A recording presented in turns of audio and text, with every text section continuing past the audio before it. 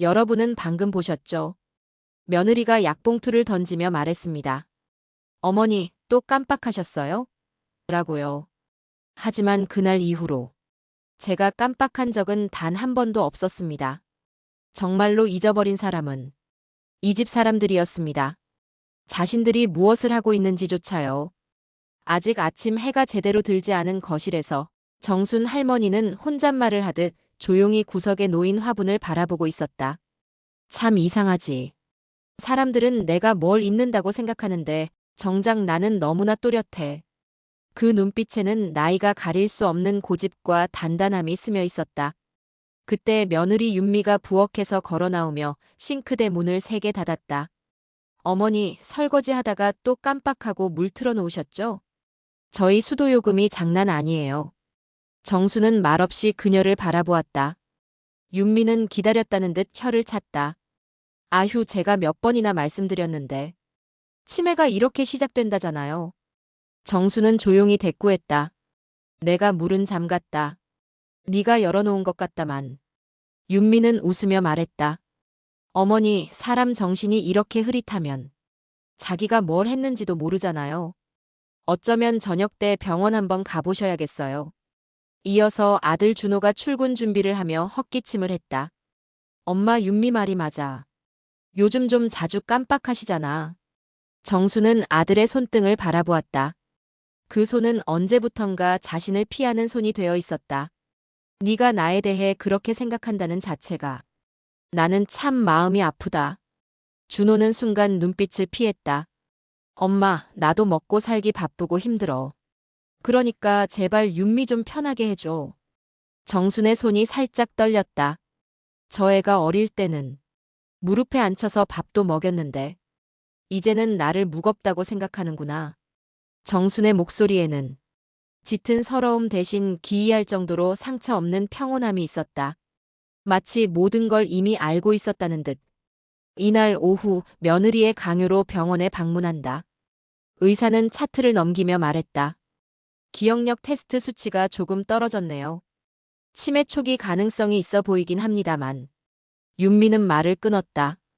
그럼 치매 맞다는 말씀이죠? 어머니 요즘 많이 잊어버리시거든요. 정수는 천천히 의사를 바라보았다. 선생님, 저는 제 이름도 똑똑히 알고 있고 오늘이 몇 월 며칠인지도 알고 있습니다. 저 사람이 말하는 건 그렇게 단정 지을 일이 아닙니다. 의사는 잠시 멈칫했다. 확진은 아닙니다. 추가 검사가 필요해요. 하지만 윤미는 이미 확신한 듯 고개를 끄덕였다. 역시 어머니 상태가 제가 느낀 그대로였네요. 정수는 그 말에 미묘한 미소를 지었다. 며느리는 그 미소의 의미를 전혀 알지 못했다. 며느리는 집에 오자마자 아파트 이웃에게 속삭였다. 우리 어머니 기억이 점점 흐릿해지셔서요. 혹시 이상하게 행동하시면 이해 좀 부탁드릴게요. 그 말은 순식간에 복도로, 엘리베이터로, 동네 전부로 퍼졌다. 정수는 창밖을 보며 조용히 말했다. 내가 치매라. 그 소문을 퍼뜨리는 사람의 마음이 더 흔들려 보이는데. 저녁 가족들은 거실에서 작은 목소리로 모의하기 시작했다. 후견인만 되면 어머니 재산은 우리가 관리할 수 있어. 그게 그렇게까지 해야 해? 당신도 알잖아. 우리 지금 빚이 얼마인지. 준호는 입술을 깨물었다. 정수는 방문 틈 사이로 그 모습을 보고 있었다. 눈빛은 오늘 하루 중 가장 맑았다. 누가 누구를 돌본다는 말은 정말 쉽게도 하더군. 하지만 나는 아직 나를 버릴 만큼 약해지지 않았다. 나는 치매가 아니다. 그저 너희가 무슨 생각을 하는지 확인하고 싶었을 뿐이다. 집이 잠든 새벽. 정수는 작은 스탠드 불빛 아래에서 한 장 한 장 종이를 넘겼다. 노트에는 날짜와 시간 그리고 가족들이 자신에게 했던 행동이 조용한 필체로 기록되어 있었다. 어머니 또 깜빡하셨어요. 요즘 좀 혼미하신 것 같아요. 이건 어머니를 위한 거예요. 후견인 신청해볼까? 정수는 메모를 덮으며 중얼거렸다. 참 잘들 말해준다. 나를 위해서라니. 눈빛은 흔들리지 않았다. 다음 날 아침, 며느리 윤미는 일부러 크게 숟가락을 내려놓으며 말했다. 어머니, 어제 드린 약은 드셨어요? 안 드셨으면 또 깜빡하신 거고요. 정순이 대답하려 하자 아들이 끼어들었다. 엄마, 윤미 말 좀 잘 들어. 엄마 요즘 위험해 보여. 정수는 물잔을 손에 들고 천천히 고개를 들었다. 그래, 그런가 보구나. 윤미는 만족스러운 표정을 지으며 남편에게 눈짓했다. 하지만 정수는 지금 모든 걸 듣고 판단하고 기억하고 있다. 이 침묵은 복종이 아니라 기록이었음을. 며느리는 대놓고 할머니 물건을 정리하기 시작했다. 이건 오래됐으니까 버릴게요. 이건 어머니 기억도 못 하시잖아요. 이건 요양원 가면 필요 없어요. 정수는 의자에 조용히 앉아 며느리의 행동을 지켜봤다. 저 물건들 말이야. 정수는 입을 열었다. 그게 다 내 추억인데. 윤미는 피식 웃었다. 기억 못 하시잖아요. 추억이고 뭐고 필요 없어요. 정수는 테이블 아래에서 단단히 주먹을 쥐고 있었다. 엘리베이터에서 두 이웃 아주머니가 쑥덕였다. 저 집 어머니 치매래. 아휴, 며느리가 고생 많겠다. 요양원 고민한다더라. 그 옆을 지나가는 정순. 두 사람은 정순을 보며 갑자기 미소 지었다. 어머니, 요즘 힘드시죠? 정순은 천천히 고개를 끄덕였다. 예, 많이 힘드네요.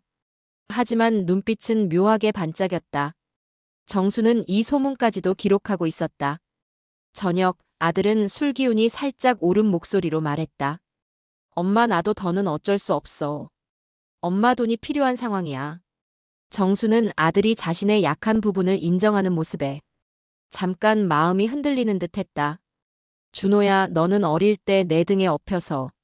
그 말을 며느리가 끊었다. 지금 그런 옛날 얘기할 상황 아니에요. 정수는 아들을 바라보았다. 내가 그렇게 지민이? 준호는 대답하지 못했다. 그 대답하지 못하는 침묵이 세상 어떤 폭언보다 아팠다. 밤이 깊어지자 정수는 몰래 안방 옷장 깊숙한 곳에서 오래된 철제 금고를 꺼냈다. 무겁고 낡았지만 누군가의 손때가 깊게 묻어있는 금고. 정수는 금고 위를 쓰다듬으며 말했다. 여보, 이걸 꺼내려고 그동안 얼마나 참고 있었는지 당신은 모르겠지. 철컥. 잠금 장치를 풀며 속삭인다. 이 집 사람들이 원하는 게 뭔지 이제 알겠다. 이제 내가 내 삶을 어떻게 지킬지 보여줄 차례지. 정수는 금고를 다시 닫고 작은 미소를 지었다. 치매라고? 모르면 속이기 쉬울 거라 생각했겠지. 이번 주 안에 서류 준비해야 해. 어머니 상태 더 나빠지기 전에. 하지만 기억해라.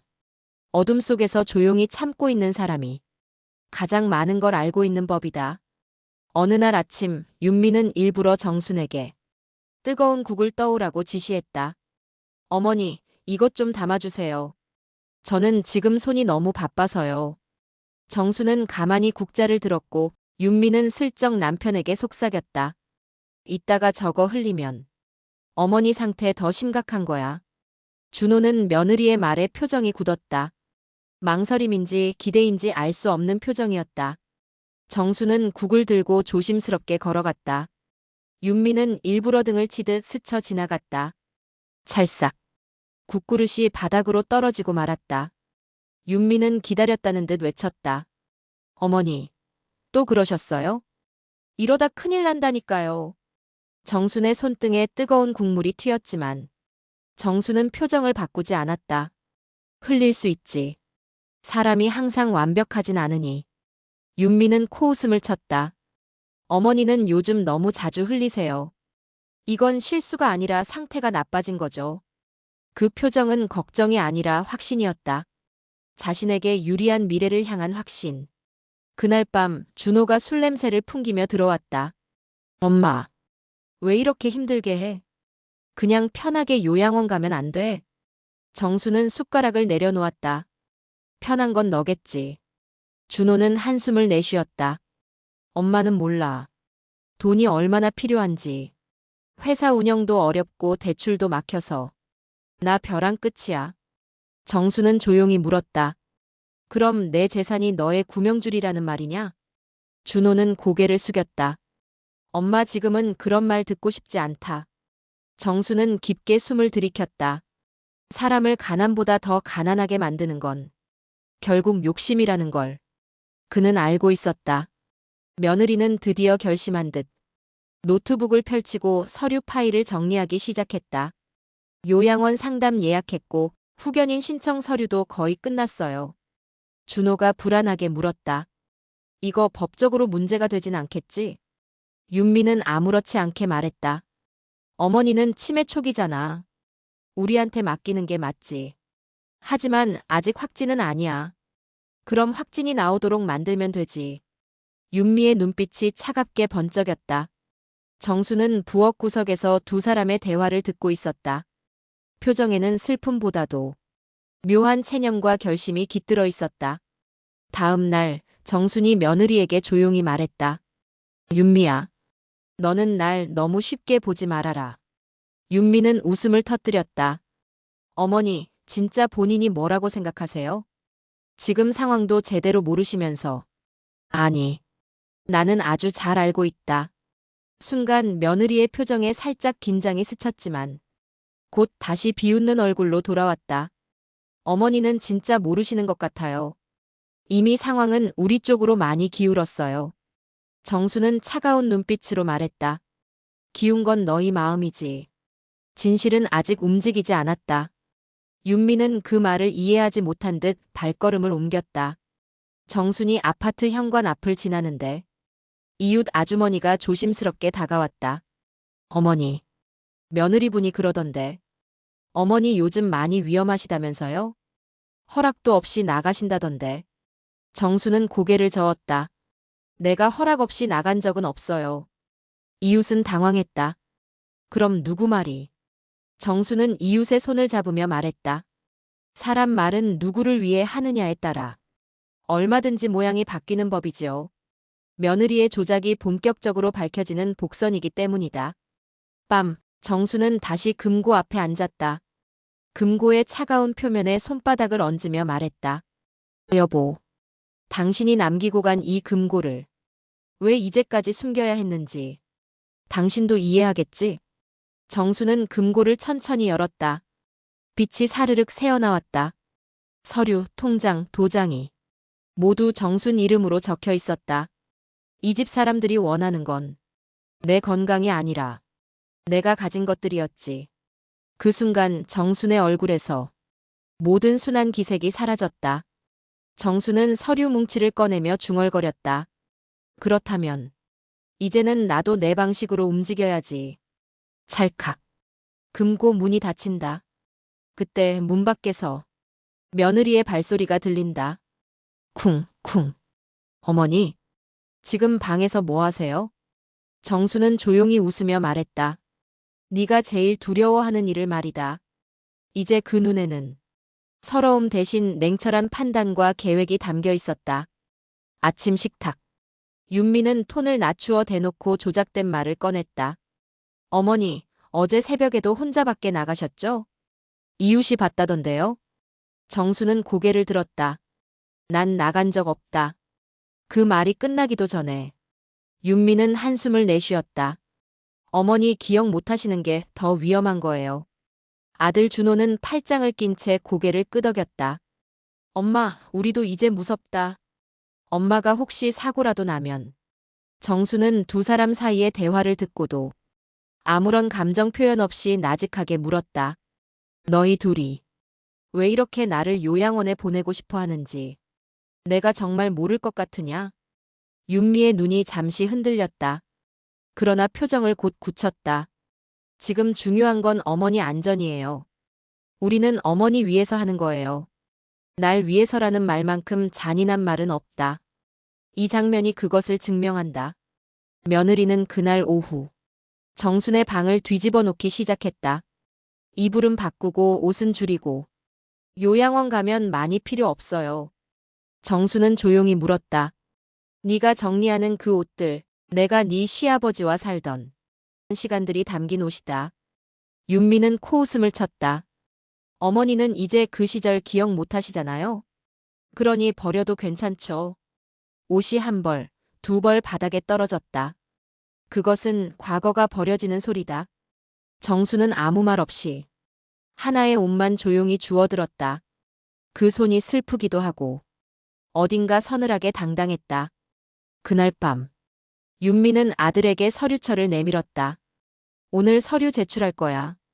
내일이면 어머니는 법적으로 판단 능력 부족으로 적히고 우리가 관리할 수 있어. 준호가 망설였다. 그래도 우리 엄마야. 윤미는 그 말에 눈을 치켜떴다.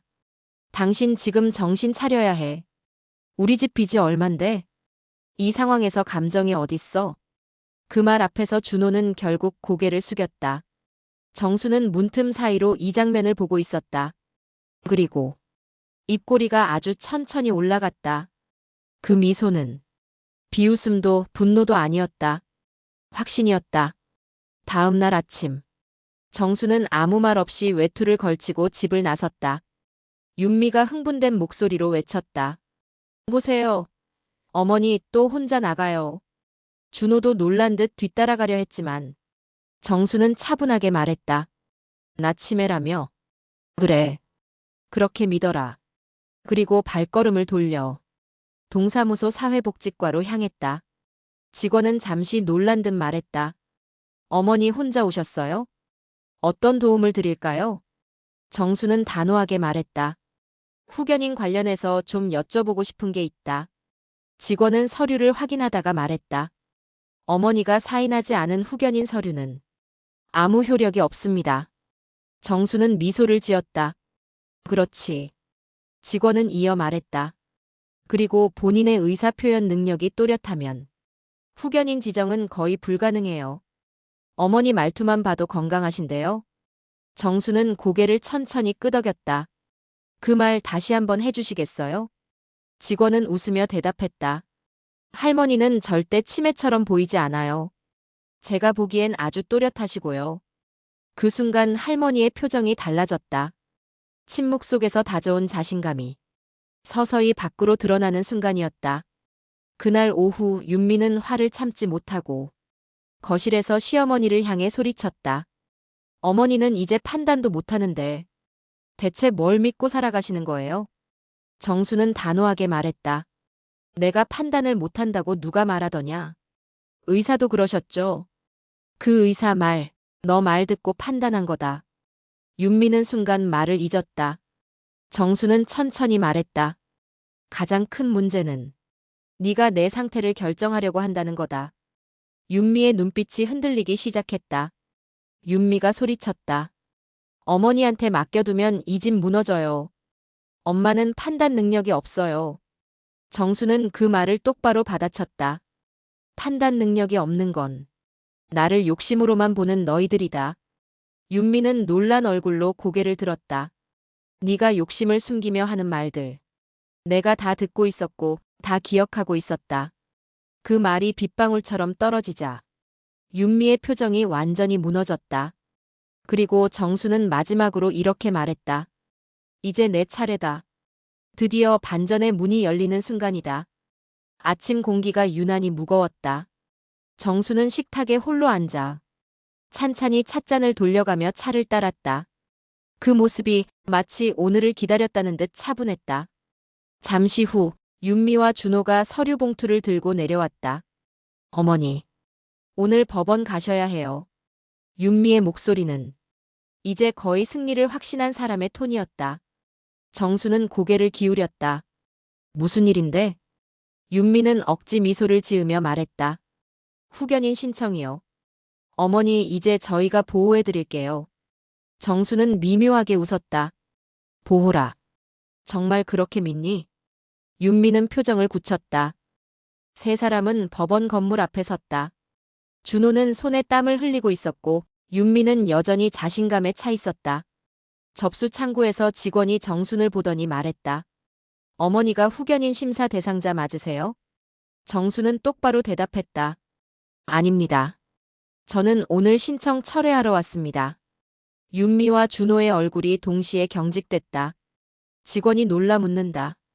철회요? 본인이 직접 의사표시를 하시면 여기 서류는 더 이상 진행이 불가능한데요. 윤미가 소리쳤다.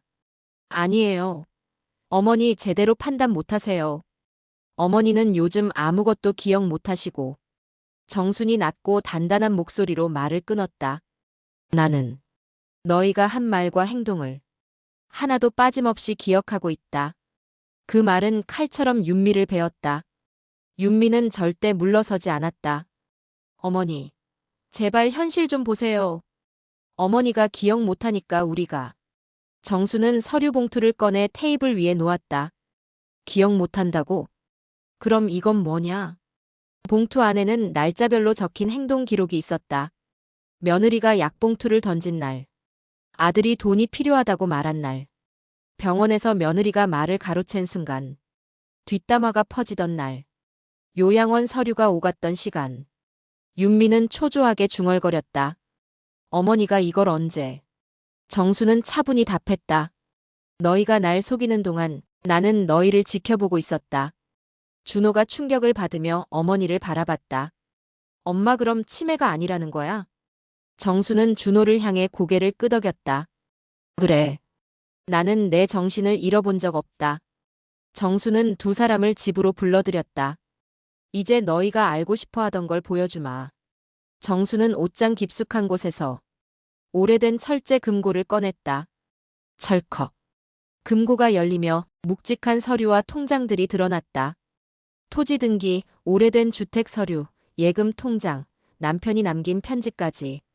윤미의 얼굴에서 피기가 사라졌다. 어머니 이게 다 진짜예요? 정수는 고개를 끄덕였다. 그래. 내가 그토록 갖고 싶어 하던 것들이다. 윤미는 떨리는 목소리로 말했다. 왜 숨기셨어요? 정수는 낮고 차가운 목소리로 말했다. 내가 사람을 돈으로 평가하는 마음을 내가 너무 잘 알고 있어서다. 그 말에 윤미는 무너져갔다. 준호는 통장을 보며 울먹였다. 엄마, 이걸 왜 말씀 안 하셨어? 정수는 준호의 눈을 바라보았다. 너는 내가 어떻게 사는지 관심은 있었니? 준호는 말이 막혔다. 나는 내가 힘든 걸 모른 척하지 않았다. 하지만 너는 내 마음이 힘든 걸 몰랐지. 그 말에 준호는 고개를 깊게 숙이며 울기 시작했다. 윤미는 결국 무릎을 꿇고 말했다. 어머니, 제가 잘못했습니다. 정수는 차갑게 말했다. 내가 잘못을 인정하는 건 고맙다. 하지만 기억해라. 내가 날 지킬 힘이 없을 거라고. 너는 확신했었다. 윤미는 고개를 들지 못했다. 정수는 더는 그녀를 꾸짖지 않고 말했다. 내 욕심이 너를 삼킨 거다. 앞으로는 너 자신부터 지켜라. 정수는 서류를 다시 금고에 넣으며 말했다. 이 재산은 당장 누구에게 주지 않는다. 두 사람이 놀란 눈으로 올려다봤다. 내가 진짜 믿을 수 있는 사람에게 천천히 넘겨줄 것이다. 그게 가족이든 아니든. 윤미가 떨리는 목소리로 물었다. 그럼 저희는? 정수는 따뜻하지만 단단한 목소리로 말했다. 너희가 나를 지켜줄 때 나도 너희를 지킬 것이다. 정순이 창가에 서서 조용히 말한다. 사람들은 종종 말한다. 나이 들면 기억이 흐려진다고. 하지만 흐려진 건 내 기억이 아니라 사람들의 진심이었다. 나는 치매가 아니었다.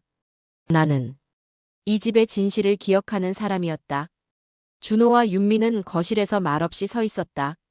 그리고 정순에게 다가와 조심스럽게 고개를 숙였다. 정순은 그 모습을 보며 속삭였다. 그래 이제부터 다시 시작해보자. 보셨나요? 진짜 치매가 아니라 기억이 정확했단 사실. 가족보다 더 깊은 진실은 언제나 마음에 숨어 있는 법이죠. 오늘 이야기 끝까지 함께 해주셔서 감사합니다. 더 놀라운 반전과 더 깊은 감정의 드라마로 곧 돌아오겠습니다. 구독과 좋아요는 여러분이 저희에게 보내주시는 또 하나의 응원입니다. 잊지 말고 꼭 눌러주세요.